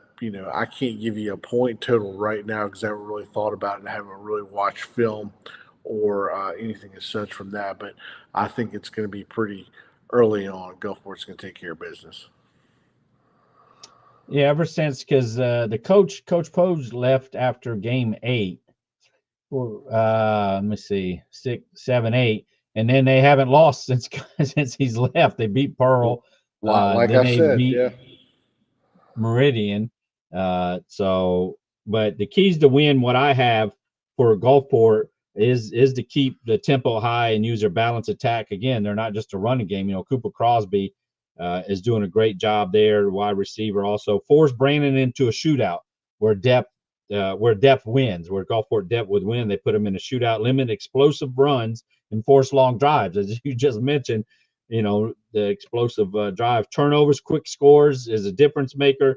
And in the final game, as I added in there, the final game at Milner, there, as far as maybe not necessarily final football game, because they have the North-South All-Star game that will be played there.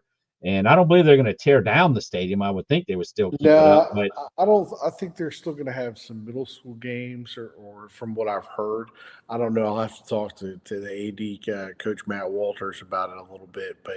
But from what I understand, they're still going to have some use for that stadium. So okay, yeah, as they should. But Brandon keys to win for Brandon is must slow Gulfport's explosive offense by controlling the line of scrimmage, sustain drives to keep the Admirals offense off the field, protect the football. Can't give Gulfport the short fields is what he has. The keys to win for Brandon.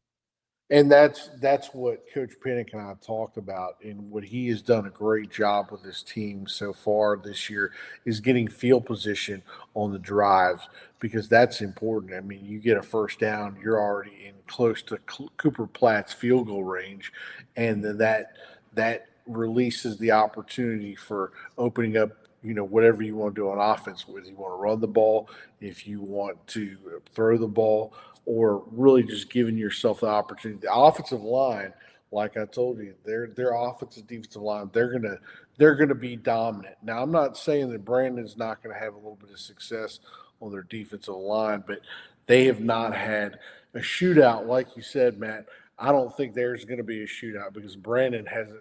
I'm not sure exactly, but I don't think they've scored more than 30 points or maybe more than 40 points the whole year, whereas Gulfport has done that repeatedly the last 3 weeks. So, yeah, Brandon, of course, won last week in that overtime game, 30-27. They beat Ocean Springs 13-10. They beat Meridian 40-13, but they scored 17.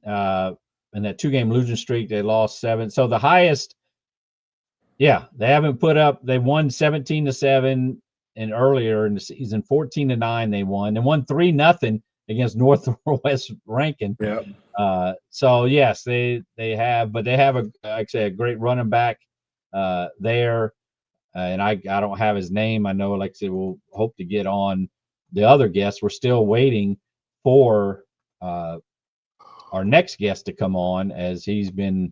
Well, I got to let you know, my friend. Here, we're getting around 8:00, and I got to get rolling here. But of course, I always appreciate talking with y'all and being able to make a difference out here. And I want to be able to get in touch with you guys Friday night and we'll keep working it out.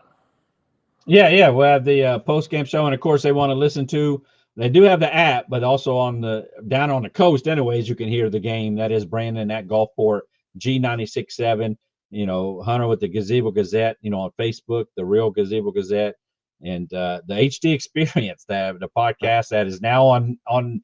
As you can say it now, Hunter, check wherever podcasts are found, as people say. If you got podcasts, you can find it somewhere. I mean, it's on Apple, it's on Spotify, it's on iHeart, it's on Amazon, it's on pretty much everything, and we definitely appreciate, because we have you on every week, Matt, and talking about what's going on football wise, and we can't wait to have you on and to have more.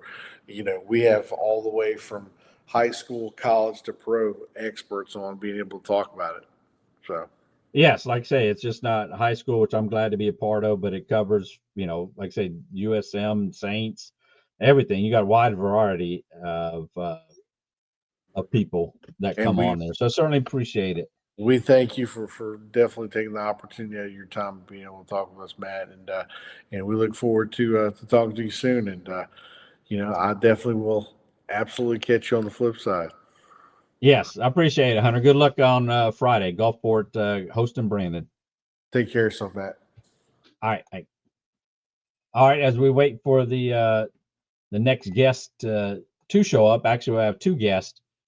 As far as the rundown, again, I'll have all game predictions for the state.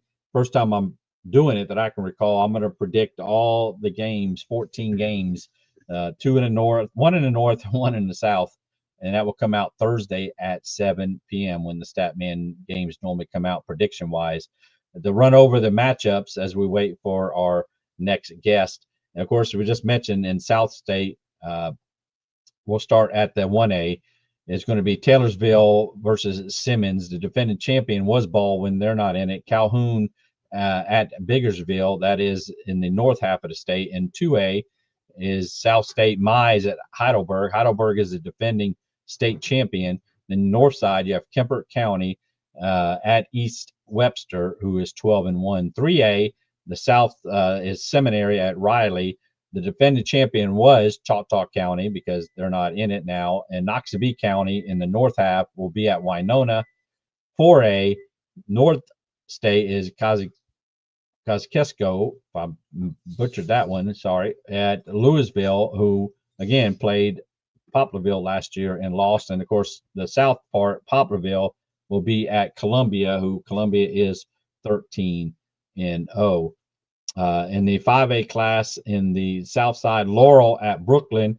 Laurel, of course, defeated Stone on the last second, literally 1 second left, kicked a 23-yard field goal to defeat Stone. They will play at Brookhaven for the South State. North State is Holmes at West Point. West Point are the defending state champions. In 6A, in the South State, Picayune at Hattiesburg. As a rematch from last year when Hattiesburg went to Picayune and defeated them.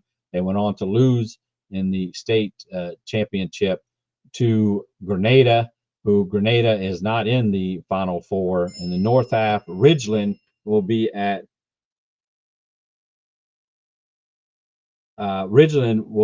Warren Central.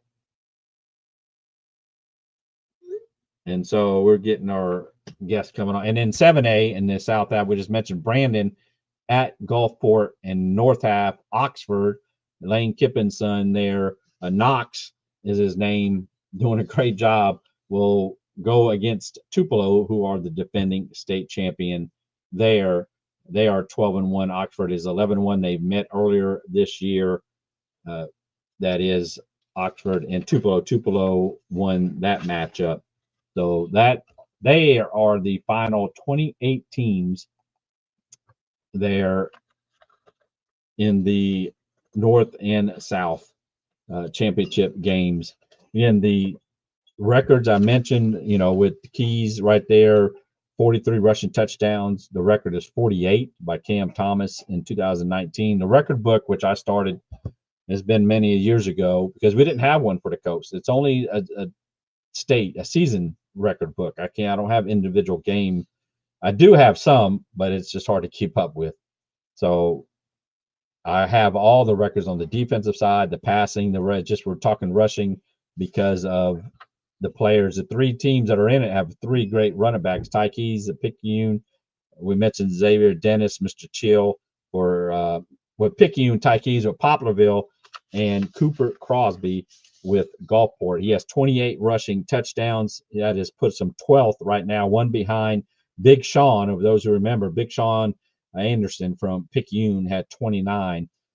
Cam Thomas has their coached record with 48, followed by East Central touchdown Tony Brown at 45. Now Ty Keys has 43, and Tony Brown is right there with 41. It goes all the way down. Rushing touchdowns, it goes to 20. Junior Brown from Long Beach has 20 rushing touchdowns, along with Maurice Travis.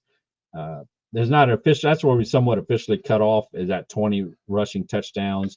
So if you have 20 rushing touchdowns, it will all go based on max preps. We will look it up, and it does count these games here in the playoffs all the way through the state championship game. The records count. So now we're going to be joined by the man himself, Ricky Whitaker, of course, talking ball. Y'all, appreciate you joining us the night before Thanksgiving. How you doing, Ricky? I'm great, man. Thanks for having me on, man. I appreciate what you guys do. Yes. And of course, with Clay, you guys called it Picayune on the Talking Ball. Y'all do just a phenomenal job live streaming the games. I watch it every week, and you'll be up there at Hattiesburg tomorrow night. And I would say you're the award-winning pregame, not pregame show. Well, yeah, pregame show, but also the preview show. I wanted to say I'm giving out that award tonight, and I give it to you guys because not just because I think you're the only team that has a preview show, but it's great what you guys do. Put it on YouTube. I watched it last night. 3 minutes. It alerted me. Okay, let me watch it. It was right. It was fresh.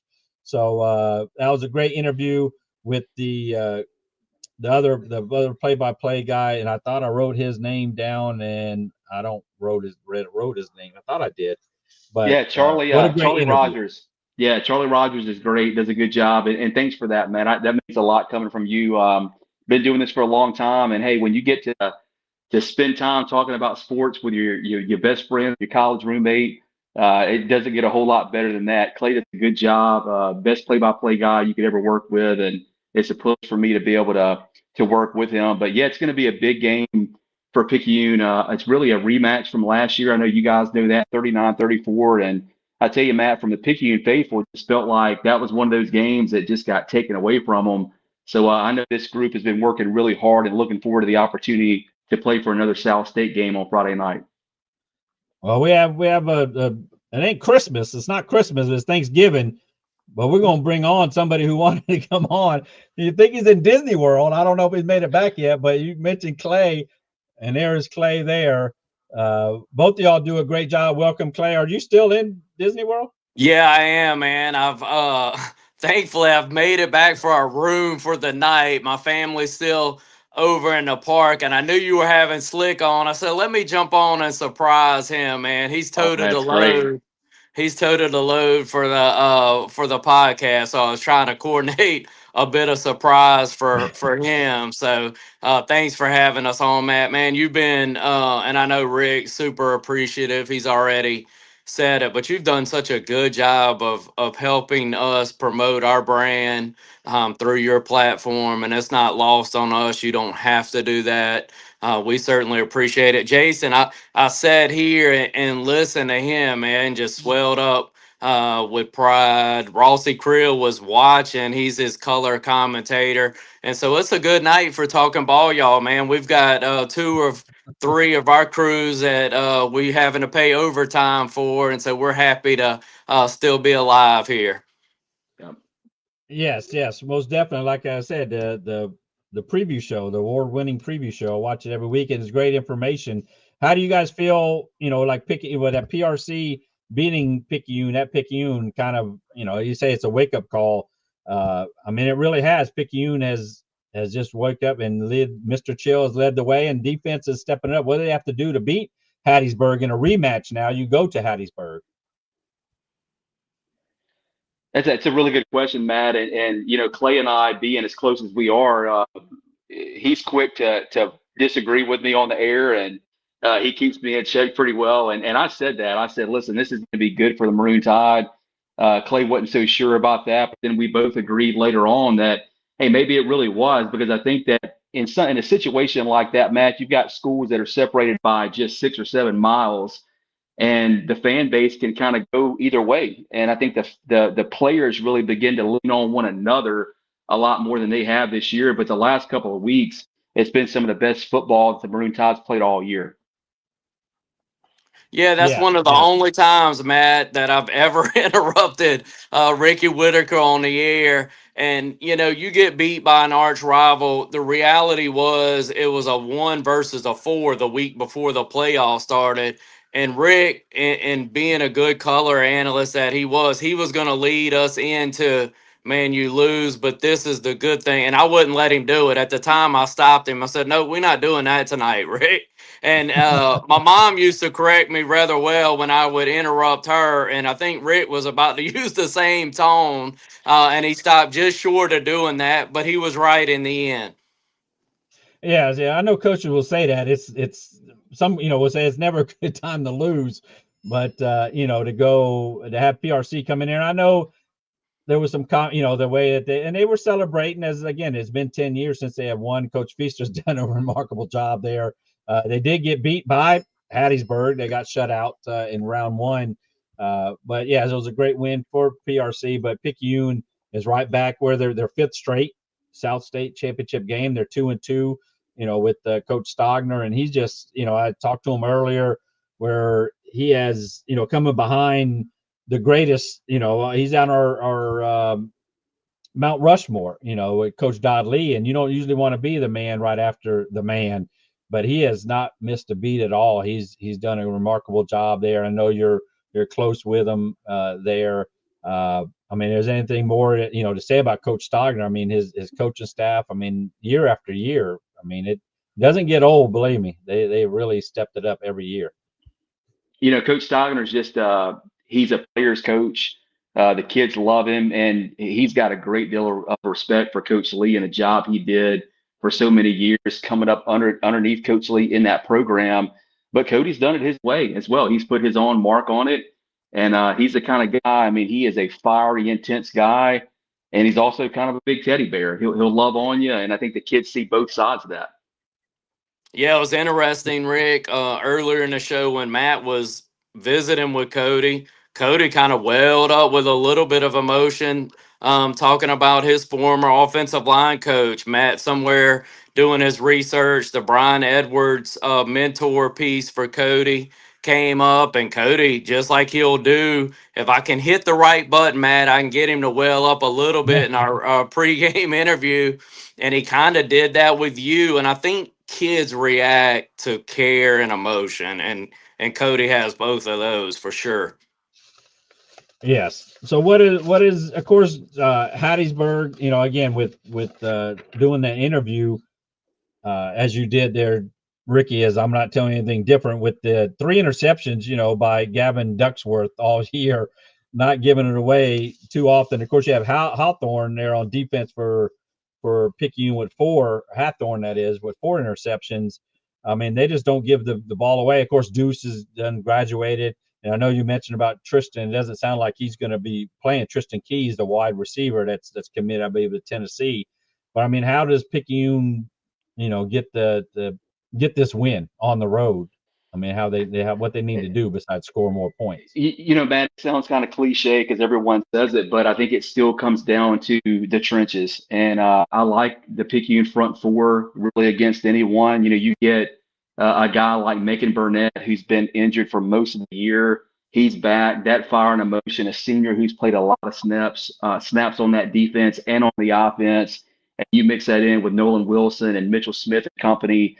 That's a front line that's going to give a lot of fits. But Hattiesburg, no different than any other year. It seems like they're littered with very good skill makers, skill player positions every single year. I think there's some guys that we got to watch. And number 4 is not a whole lot of a fallback from number 5 on offense. Yes, yeah. And then Coach Lacey, I know, again, based on what you did the interview, I didn't know, defensive coordinator, first coaching job from Valdosta. Is that what you say it? From Georgia, where they're a powerhouse team, as you know. Yes, sir. Featured on a documentary called Titletown USA. Just a lot of wins there. He won on the 6A ranks in high school, had a state championship, and then went on to play college football. A defensive-minded guy, and I think you see that with Hattiesburg. And that's one thing, Matt, that's a surprise to me when you lose that many. I think Charlie mentioned 90% of the kids graduated. You look to the defensive side. First off, I'm a defensive guy. I really believe that games are won on defense, but that defense from Hattiesburg has played exceptionally well this year and did a really good job against Pascagoula, and they're really good running attack with Amari Jackson and company. Yes. Clay, what are your thoughts as far as what is Picayune? I know you have Mr. Chill there, Dennis. I mean, he's just been stepping it up. And like Coach Stogner said, he hasn't played all these games from my understanding. Yeah, he's Zay Dennis has been exceptional, and just like the Keys kid, just a junior for the Picayune squad. I know y'all highlighted that some with the Popperville rush attack. Kind of got a lot of the heart and soul back with a senior fullback. He certainly understands the urgency. He came back the last 2 weeks, and Ricky's a former linebacker for the Maroon Tide. He knows from practice day in, day out, how important that fullback is in this attack. And so if we can go get 4 or 5 yards of pop, Matt, and leave Mr. Ducksworth, and as Rick keeps calling him all week, number 4, and if Keys does play, leave him over on that other side for 5 or 6 minutes of game time a pop. That'll certainly be the remedy to try to help some of that explosive offense from Hattiesburg if you just don't allow them on the field. Yeah, I mean, you got Nolan Wilson there on the side, just a senior, 10 sacks. They only given up 11 sacks, Hattiesburg this year. I mean, that's just not a lot, and throwing it 3 interceptions. I mean, they're playing pretty good again with the new head coach and a lot of key players that are not there. Other players have stepped up. So I mean, your defense just has to cause havoc there in the backfield for Hattiesburg. Rick may agree with this. One thing, and I'll ask Rick just because we hadn't had a chance. We've texted a bunch, but seeing Canaan twice prepares you for really good high school quarterback play. I know you're high on him, Matt. Picayune has seen some good quarterback play throughout the year. Now, we've made some kids look good, too, which is a little bit scary from that position, but we should be well prepared to see a good quarterback. Cody schedules us really well, does Coach Stogner. And so I know Ducksworth numbers, and looks, the huddle machine, he'll scare you to death. He gets the ball out of his hands quick. Charlie Rogers mentioned more, and Charlie's a baseball guy. So he said, from a little bit different slot to help his size get the ball out. But Picayune has seen a bunch of good quarterbacks due to their scheduling this year, too. Yeah, I think that's a really good point, Clay. 100% agree with it, playing Canaan twice and exceptional talent that he is. But when you look, too, at the offense, it makes it a little bit different. We talked about the 4 quarterbacks that they had that transferred in. Of course, Ducksworth wins that job, but one of the touchdown passes last week against Pascagoula was a wide receiver pitch. That's a former quarterback that threw it to that number 4 guy we were talking about, and Dorian. So we got to watch out for those skill guys. They can do a lot of different things. Yeah, I know Picayune, again, with Coach Stogner earlier against Gulfport, 11 times you guys threw the ball. Other than that, 6 was the most. And I mentioned against George County, it was 4 for 4. That is the quarterback there, Colt Robertson. So, but when you guys he's capable, Matt. Like, he's a capable kid. He's a perk. You'll appreciate this. You'll get to know the Robertson family a little bit better. He's a perk commit baseball wise. He's capable. If Picayune needs to throw the ball, 8 to 12 times, I don't lose any confidence in Colt being able to do that. Yeah, well, that's good there, because like I say, if they happen to fall behind, I mean, they're still going to run the ball, and we already know that Mr. Chill there, Dennis, can score very quickly, especially on the 90-something yard touchdown run, which he shared on his highlights, and I shared it with you commentating on it. Again, you guys do a phenomenal job on there, and I look forward to, like I say, the live stream. Tomorrow night, and tomorrow night again.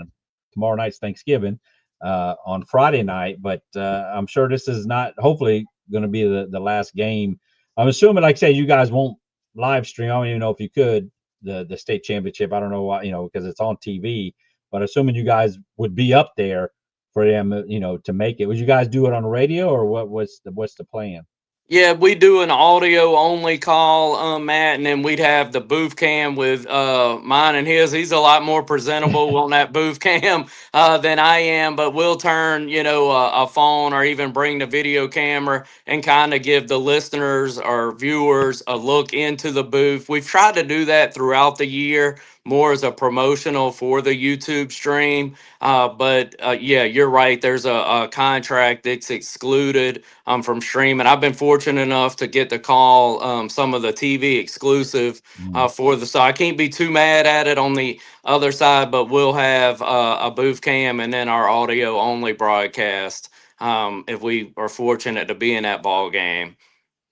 Yes. Well, I know, like I say, booth cam, we have it at Perk once in a while, and as me and Wayne say, we got a face for radio, not a face for TV. Yeah. So it certainly appreciate you guys, especially joining us, and I guess you guys will be headed up there. Obviously, I don't know if y'all ride together or not, but Friday pregame 6:30, because I know I sometimes come on at 6 and I go to 6:30 saying, hey, well, actually, you guys set it up live to come on before that, because I get a notification and it's showing the field and all that. Then y'all come on at 6:30. So yes, sir. We usually go live at 6:15 with the actual camera, and then we'll do our pregame show at 6:30. So hopefully we may. I know y'all be on the road, so it may be tough to get you on this live stream, as long as you're maybe not driving or even driving. After on Friday, hopefully after a win, again heading back to the state championship game the following Friday at 7 o'clock, because Poplarville, they win, they will play at 4 o'clock. So what a double header that would be on Friday. And of course, Gulfport would play Saturday at 7 or 7:30. So hopefully Gulfport will make it there, as they will host Brandon on Friday night. So I certainly appreciate you guys joining us tonight on this special, trying to see if people want it, and I wanted to do it. So to have the coaches on here, that is awesome. And we still got one more guest that we're going to bring on here, and certainly appreciate you guys. And we will tune in as I do type, during the game. Well, I guess I can still type in, of course, to Poplarville, or somebody, you probably get text. But but it's always good. I mean, to go back and be able to look the nights after and see, you populating those scores and generating some chat underneath, it's neat, man. It's always good when you're engaging with our stuff. So we appreciate it. Yeah, certainly do. I hope I bring it, stuff. So I hope I'm the hub for all the Coast fans, for all the 25 teams to come to. And again, congratulations on the award-winning preview show that I've just given you all tonight, the best preview. And hopefully there's one more preview show. But good luck to you guys, and have a great Thanksgiving, and safe travels back, Clay. And thank you. Certainly appreciate it. Thank you for having us. One more thing to be thankful for with that, and Clay, stay safe, brother, on the roads. We can't do it without you Friday night. Man, I look forward to it. No place I'd rather be on that Friday evening, the day after Thanksgiving. A tradition, like Jim Nance kind of says, for the Masters. We're right there with it, so we look forward to it. Yes, most definitely. So appreciate you guys joining us, and look forward to the live stream on Friday. Thank you, Matt. Thank you, Matt. All right. Thank you. All right. That was Clay and Ricky Whitaker, Slick Rick, as they call him. Great for them to join us again with Picayune. They'll have the live stream. I will share it on Friday. That will be at Hattiesburg on kickoff at 7 o'clock there, of course. And Gulfport will be hosting Brandon. The first time they're hosting South State since 1999. And they will need to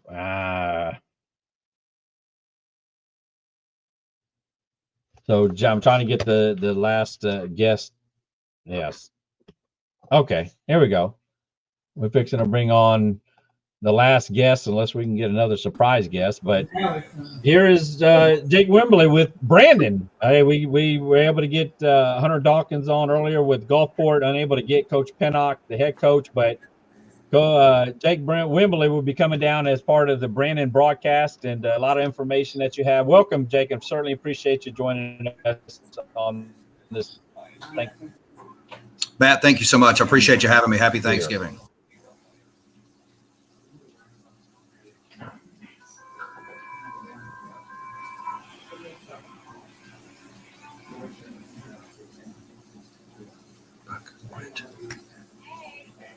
Matt, did I lose you there? Are you there? Yes. Okay.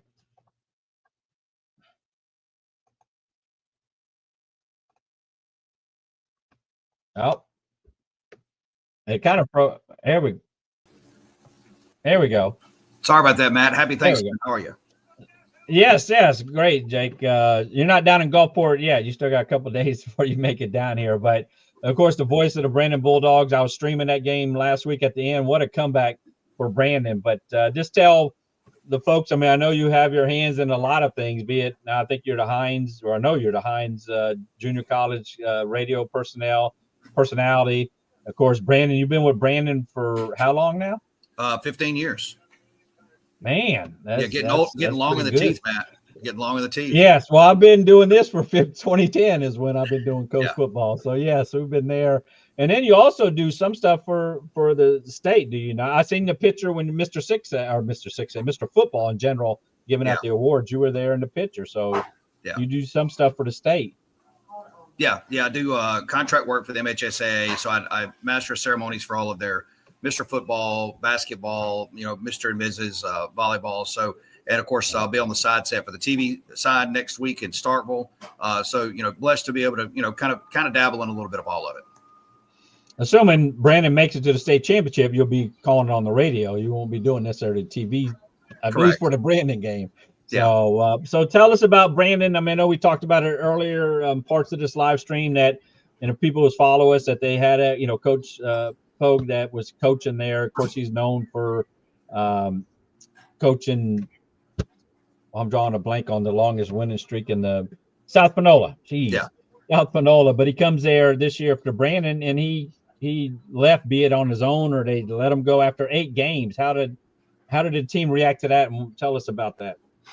Yeah, look, this team has been through a lot, and there's a story to be told about that on another day. But, this goes back to, Brandon lost the championship game to Tupelo last year and really had a roster they felt like that was coming back that was going to be, able to compete for, 7A for the next couple of years, with a lot of really good talent, some high-end talent that, from guys that will likely end up at junior college or Division I, that be it, FCS or FBS. But Sam Williams takes a job, kind of out of nowhere. He ends up in Mobile and leaves the team.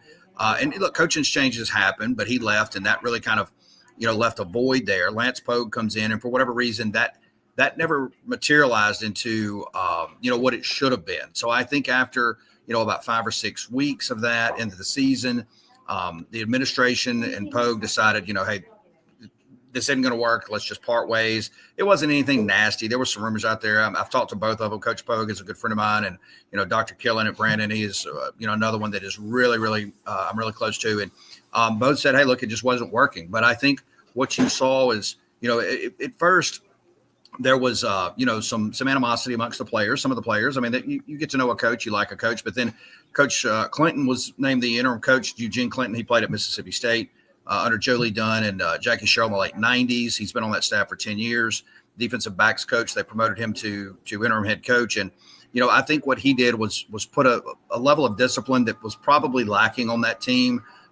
They really kind of opened the offense up. And, what's interesting about this team is they had to start believing that they could win again. And in 3 days post Lance Pogue out, they went down to Oak Grove and lost a ball game 21-7. And really at that point thought, hey, this team isn't going to make the playoffs. The season was going to be over in a couple of weeks. Well, they go to Pearl and, beat the Pirates in a very close game in the Rankin County Super Bowl. They come home and beat Meridian, and then things kind of, materialized where they drew the 3rd seed, and things started to get better. That defense has been the catalyst to this team all year long. This is probably the best Brandon defense that I have seen in 15 years. The defense was never the problem all year long. Even when Pogue was here, it was the offense. But the offense started to come around, was able to get down to Ocean Springs and squeak out a win last week against Oak Grove in overtime. So this team has started to believe that, hey, look, we've done this 3 of the last 4 years. This will be our 5th straight South State championship game on Friday. And this team believes that they should be where they are right now. Yes, their defense, I mean, just giving up 17 points per game and their front 7, I mean, there is very opportunistic secondary there. But with the coaching change, you just like I know we had talked earlier this morning. I don't think, at least on the coast, there hasn't been a coach that I can recall like, I'm gone, I'm out of here, be it fired or just left 6-7 games into a season. But their team, Brandon they had a tough game on Ocean Springs. I didn't give them a chance there. I figure their team's in turmoil. Ocean Springs is a great team. I mean, and they're playing at Ocean Springs, but yet, Brandon came in there and did what they had. Now, yes, it was a close game, but they still won, just like last week. I was watching the live stream at the end of the game where they were down 24-10, I think, at one point, and then they got the touchdown, went for 2 points, and then, ended up tying the game. And then Oak Grove got the ball first and was able to punch it, kick the field goal, and then Brandon was able to get the win there to now go on the road once again down here to the coast to Gulfport, who Gulfport has just been – they've been on fire. I mean, they haven't lost since they lost to Petal in that game 2. So, I mean, and, now they're hosting for the first time since 1999. Who they played was Brandon back in 1999. So they lost 24-3. So, but what the coach has been doing there, is a great job. We mentioned, Tyus Robinson, is a 214 yards, against Warren Central. That is mighty impressive there, and he's good to go. With their quarterback Shaq, 103 yards passing per game, and then you got Oscar, the wide receiver. The defensive side of the ball, Cam Williams, 3 sacks, and Washington, the linebackers. Like you said, the front 7, they just are stopping offensive, and Gulfport is a balanced offense. And so, how's it going to look against the Gulfport? I don't know if you watched any film on them, but, with Cooper Crosby and Nettles as a quarterback and Morgan wide receiver. But you just think they're battle tested. I can tell you that Brandon is. They are. Look, I was able to really watch a lot of film earlier this week on Gulfport and get familiar with what Coach Pinnock is doing. Of course, familiar with Coach Pinnock. He was up here, back many years ago with Clinton when Cam Akers was here. And, of course, he did a great job at Ocean Springs. We had an opportunity to play them for the South State about 4 years ago, and they had a wonderful team back then. We were able to squeak out a win in a classic football game. But, Gulfport, very good. Cooper Crosby, very good running back, one of the best ones in the state. He is a workhorse for sure. What Brandon has been able to do, and we'll see if they can do it Friday night, is every running back that they have played, from Kylan Hill and Demarius Bobo at Tupelo to even the running back that we played over at Clay Chalkville. That game got sideways in the second half, but you get to Ocean Springs, Pearl, all of these running backs we played, Brandon has been able to hold those guys under their number. And they're doing that with some guys. Defensive front is a salty bunch. It's not, full of a bunch of 5 stars. It's not like Petal that's got the guy that's committed to Texas or some others, but the linebackers are really, really good. And they can run sideline to sideline. And they got some thumpers in the secondary. Trey McQueen wears number 2. He is a junior. He's kind of become the captain of that defense. And they've got some thumpers. So we'll see if they can, kind of slow this offense down for Gulfport and see if they can, try to find some yards against a very tough defense on Friday night. Now, as far as the point-wise, Brandon, looking at their season, seemed to have struggled earlier in the season, I guess, as every team somewhat does. But lately, I know they put up 30 points last week and 40 points against Meridian. But other than that, they haven't put up a lot of points. So, as one of the keys that I mentioned earlier, for Gulfport to win is that tempo, keep that tempo high and use their balanced attack and force Brandon into a shootout. I don't know if Brandon can hang with them if it is a shootout. If they start, go up by 20, 25 points. I could be wrong, but just based on, and you can correct me, but as far as the quarterback, again, Shaq there, I don't know I have his stats necessarily. I just have his how many yards he passes per game. But Brandon is a balanced offensive attack anyway. It's just like Gulfport, maybe not as potent as Gulfport. But do you agree as far as if they get behind by 2 or 3 scores, that Brandon, I mean, they able to come back? I mean, no, I think you've nailed it. I've said it all year long. Brandon's kind of team we got to this version of this team and these guys. We're going to pull you down in the mud, and we're going to try to slow it down a little bit, and we're going to try to kind of get into a fist fight, so to speak. And that's what Brandon does. And if Brandon was to fall behind, if Gulfport was to go up 20 points, I think that's probably Katie bar the door, lock it up. Admirals are headed to state. But if Brandon can keep this thing close, and that's what they've been able to do, really good special teams from the kicking side of things. Now, their punt team has been a little lackadaisical over the last several weeks. They had a punt blocked against Oak Grove last week, but their field goal unit has been money. Knock on wood, 5 for 5 so far in the 2 playoff games. So they played really good in the kicking game, really good in defense, and then give the ball to 17. Tyson Robinson, let Sladen Shack make plays when he needs to. That's kind of their secret sauce. So that's going to be the goal, I think, Friday, is to try to slow the game down and bring Gulfport kind of, as I said, bring them down in the mud a little bit if they can, because if you let the Admirals get rolling, then it could be trouble for the Bulldogs. Yeah, you must have read my notes from or heard me, because the keys to win for Brandon, as I put, must slow Gulfport's explosive offense by controlling the line of scrimmage, sustained drives that keep the Admirals offense off the field, protect the football, and can't give Gulfport the short fields. Just to circle back around to the field goal, that he has been pretty good. Do you know his range, just by chance? Yeah, he's going to be Jace is probably good from about 45 in. He's living really comfortably between 25 and 38. He could probably flex a little bit at about 45. I don't think he can go any further than that. But I mean, he has been very accurate from, say 25 to 40, 25 to 38, somewhere in there. That's where they feel really comfortable with him. Anything longer than that, that's probably a fourth down type of play where you're going to roll your offense back out there.